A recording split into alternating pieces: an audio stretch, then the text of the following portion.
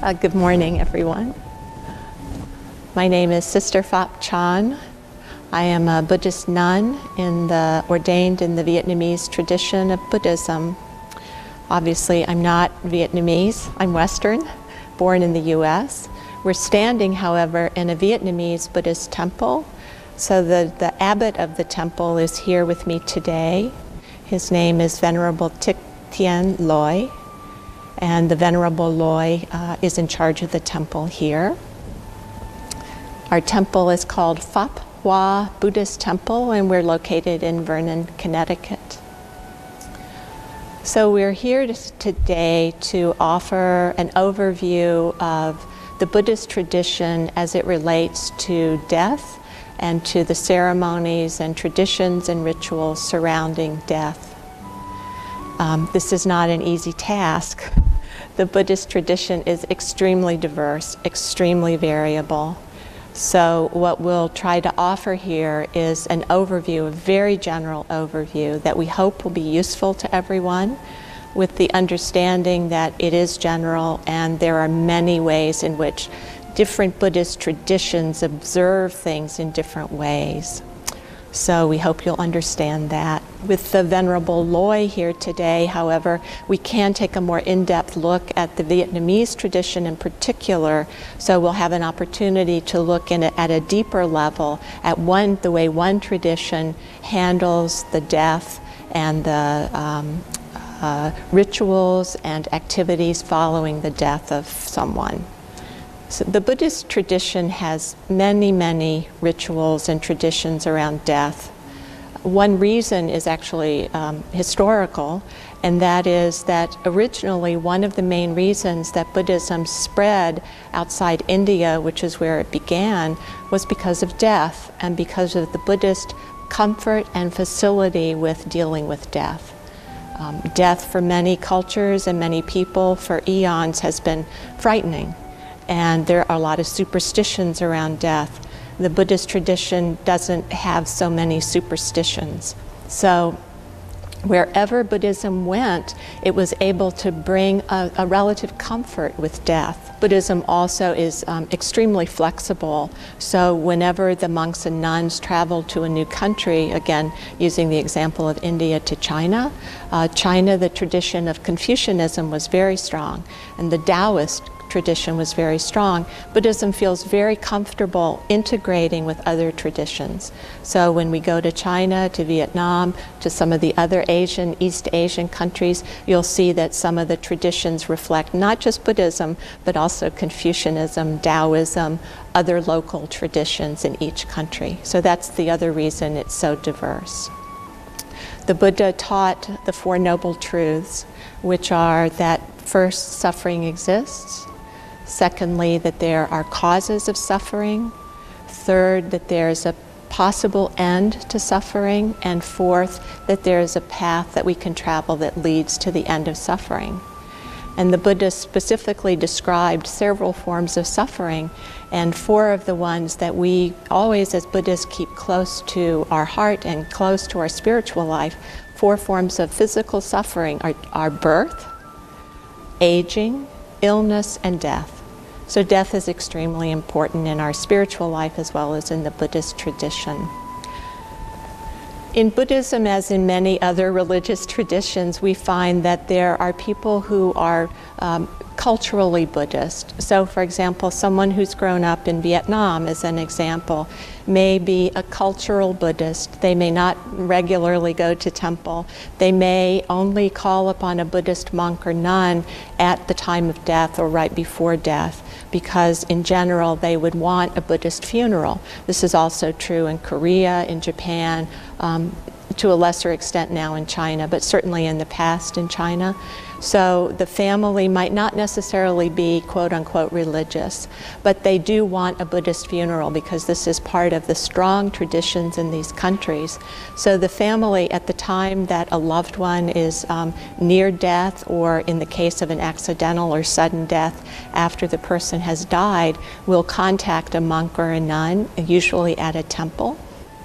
and to request help, to request support for the dying, to request support, spiritual support for the family, and to request support after death for actually conducting the rites and rituals that are appropriate for that family and that tradition. Most Buddhist traditions, we want to have as immediate access as possible to the deceased. Now, in our society in the U.S., because many, if not most, people die in hospital, we don't always have that opportunity. The hospital may have specific requirements. They may need a room, for example, and they may need to move the body. So the first ceremony actually usually takes place even before death. A monk or a nun, if we're contacted before the individual actually dies, will go to the hospital or to the home or wherever the person is in order to do chanting, to do spiritual support, perhaps to offer an inspirational talk to the person before they die. And this often involves ritual. In Buddhism, a lot of the rituals involve chanting. In every tradition, there's chanting. So that's usually offered in support of the dying. So the ritual, again, ideally, would begin before death. If we don't reach the person before death, then the rituals begin immediately after. And again, this is going to vary from tradition to tradition, but often that will involve the monk or the nun going to wherever the body is, whether it's the hospital, the funeral home, or the individual's home, in order to begin chanting, to begin certain types of offerings. And again, this all varies by the tradition, but usually we would want to start that as soon as possible, both for the support of the family as well as for the support of the person who has died. Different traditions have different ideas about what happens with the actual physical body. Most of these have more to do with the cultural tradition that Buddhism has encountered than it does with the true core of the Buddhist tradition. The Buddhist understanding is that the body consists of 4 elements. The physical body is the 4 elements of nature. So there isn't anything especially magical about the human body to a Buddhist. We are composed of the 4 elements. Death is the dissolution of those 4 elements. So what we're doing with any kind of the preparation of the body or the caretaking of the body is really bowing to the local cultural traditions and local non-Buddhist religious traditions. So again, this can be extremely variable. And the family really, because many culturally Buddhist Asian families, they'll have different ideas of their own. They may not only come from one Buddhist tradition. There may, for example, be a Chinese wife and a Vietnamese husband. So sometimes there are cross-cultural things involved, and that can be even more beautiful and more complex if there's a Western Asian marriage. So these types of blended families enables us to respond with a lot of flexibility, a lot of accommodation. Sometimes they will turn to us and they'll say, what should we do? So they may turn to Buddhist clergy for guidance and direction, but sometimes the family has their own idea of what they would like to happen with the deceased, and we try to accommodate that. Most often, though, the bodies are cremated. The services often immediately following death often take place in a funeral home. And the funeral home, depending on their own requirements, allows the clergy to come in, the family to come in and create certain types of ceremonies and rituals, which may involve some offerings, for example, incense or candles. It varies according to tradition. So yeah, generally what happens is the initial services are performed at the funeral home, and then subsequently after, usually what happens is after cremation, the cremains are brought to the temple, and then a ceremony is performed around that. In terms of mourning and the experience of the family after the death, many Buddhist traditions, and again this is especially East Asian traditions, and Northern Buddhist traditions. So the idea is that there is a particular period of time in which the deceased is going through experiencing a transition. And most often this is over a period of 49 days, 7 weeks times 7 days, so 49 days. And during this period, the family will often have specific rituals that they're doing in the home. In the case of our temple, for example, a family would come here on Sunday. We have services every Sunday. So for each Sunday of the 7 weeks, they would come here, and Venerable Loi and other monastics would conduct a special ceremony to support the deceased during this period of transition. My experience is that this first kind of 7-week period, so say up to 2 months, is really a time of intense recollection of the family and friends of the loved one, a lot of processing of the loss itself.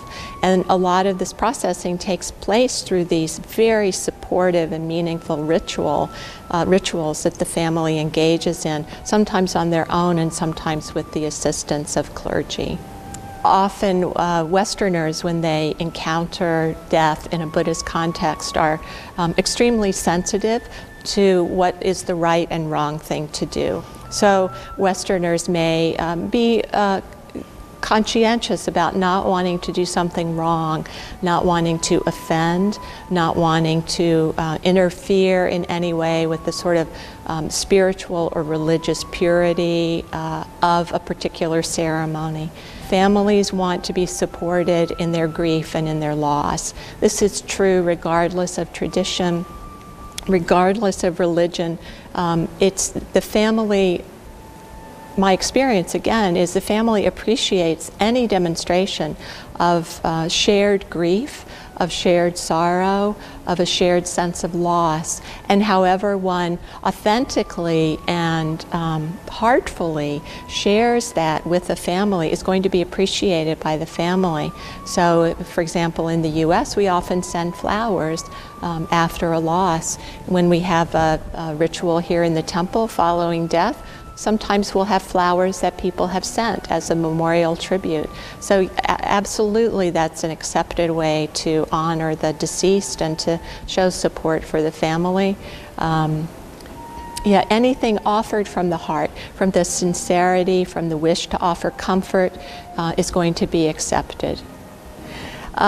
When a ceremony is done at a Buddhist temple, it's traditional to remove the shoes before we walk into the Buddha hall. This is a gesture of respect. However, getting back to the very flexible nature of Buddhism, we've had funerals here where Westerners wore their shoes into the Buddha hall. This is not a problem. It's not a sacrilege. It really depends upon the person who's in charge of the ceremonies to indicate to the people who are attending what's expected when they come to the temple. So coming here, the tendency would be to take off shoes before one came into the Buddha hall. And usually when you walk into a Buddhist temple or into a Buddhist meditation center, you won't find a lot of chairs because we mostly sit on the floor. And often this isn't comfortable for Westerners. So most Buddhist temples, most Buddhist practice centers in the US have chairs. We're very familiar with the restrictions of Western hips. So there will always be chairs available. It would be, I can't personally imagine a situation in which anyone would be forced to sit on the floor. So there will usually be a chair or a pew or something available to sit on, but you will find that there aren't there's no permanent seating in Buddhist temples, so you should be prepared for that. And so often this gets down then to a question of dress. What does one wear? If one's going to be sitting on the floor, for example, a woman may not want to wear a short skirt. So this kind of thing that in the Buddhist tradition we're not especially paying attention to what people wear. So there's no required dress for people coming to a funeral or a cremation ceremony or a memorial ceremony. People would generally wear comfortable clothes, respectful clothes of course, but really comfortable clothes is most important because there will be a lot of sitting and standing in Buddhism and Buddhist ceremonies, we do a lot of bowing. This is never required, but for those who choose to participate in Buddhist ceremonies, there's often bowing either from the waist or there's full prostration to the floor. But again, someone who's not a Buddhist who's attending a ceremony would never be expected to do this. But in terms of dress or what one wears or brings to a funeral, really the emphasis would be on comfort. In the Theravada Buddhist tradition, which is the oldest existing tradition of Buddhism, this exists primarily in South Asia. These traditions use a traditional language called Pali, which is the language of the Buddhist scriptures, one of the languages of the Buddhist scriptures. So in this particular tradition, the Theravada tradition of Laos, Thailand, Sri Lanka, Burma, it also exists elsewhere, but those are the primary countries. That chanting is going to take place in Pali, and that is only going to be the monks doing the chanting. In that tradition, there aren't fully ordained nuns, so you won't see nuns chanting in that tradition, but you will see the monks, and they will chant in Pali. It's very beautiful, very melodic, and very soothing, but it won't be in English. If you go to a Chinese temple, a Vietnamese, Japanese, Korean, other type of Asian temple, Tibetan, the chanting is most likely going to be in the language of that country. So you're probably not going to hear English chanting. However, if you go to a Western Buddhist ceremony, there will be chanting in English, most likely. So in the Western, as Buddhism's come to the U.S., many of the traditional chants have been translated into English.